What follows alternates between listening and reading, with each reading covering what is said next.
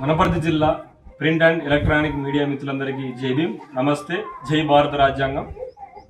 ఇటీవల జరిగినటువంటి మున్సిపాలిటీ ఎన్నికలలో భాగంగా 33 వార్డులలో పోటీ చేసినటువంటి బీసీ ఎస్సీ ఎస్టీ సమాజం అంతా దాదాపుగా 99.5% మంది గెలిచినటువంటి బీసీ ఎస్సీ ఎస్టీలకు మున్సిపల్ చైర్మన్ పదవిలో జనరల్ స్థానం వస్తే అందులో ఈ బీసీ ఎస్సీ ఎస్టీలకు ఇవ్వకుండా 1% గెలవలేనటువంటి కోమటోళ్ళ కులం సంబంధించినటువంటి వ్యక్తికి చైర్మన్ పదవి ఇవ్వడం ఇది దుర్మార్గం అని మరొకసారి డిఎస్పీ అండ్ జేఏసీ ఖండిస్తా ఉందని మరొకసారి తెలియజేస్తా ఉన్నాం.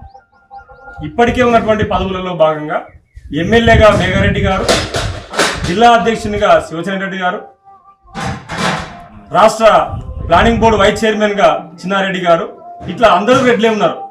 ఉమ్మడి జిల్లా మహబూబ్నగర్ జిల్లా అంటేనే రెడ్ల జిల్లా, అందులో భాగంగా వనపర్తి జిల్లా కూడా రెడ్ల జిల్లా, వనపర్తి కాన్స్టిట్యున్సీ రెడ్లదే. కనీసం ఈ మున్సిపాలిటీ పట్టణ చైర్మన్ పదవి కూడా మీ కోమట్లకి మీ రెడ్లకే కేటాయించుకుంటే మరి మేమంతా మీకు ఓట్లేసి ముడిసరిగా మిగిలిపోవాలన్నా? ఇదేనా సామాజిక న్యాయం? ఇదేనా రేవంత్ రెడ్డి గారి సామాజిక పరిపాలన?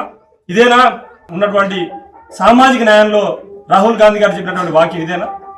కాబట్టి రాజ్యాంగానికి విరుద్ధమైనటువంటి పనులు చేసినటువంటి ఎమ్మెల్యే గారు, చిన్నారెడ్డి గారు, శివసేన రెడ్డి గారిని ఖండిస్తా ఉన్నాం. ఖచ్చితంగా బీసీలకే ఆ వనపర్తి పట్టణ మున్సిపల్ చైర్మన్ పీఠాన్ని ఇవ్వాలని డిమాండ్ చేస్తా ఉన్నాం.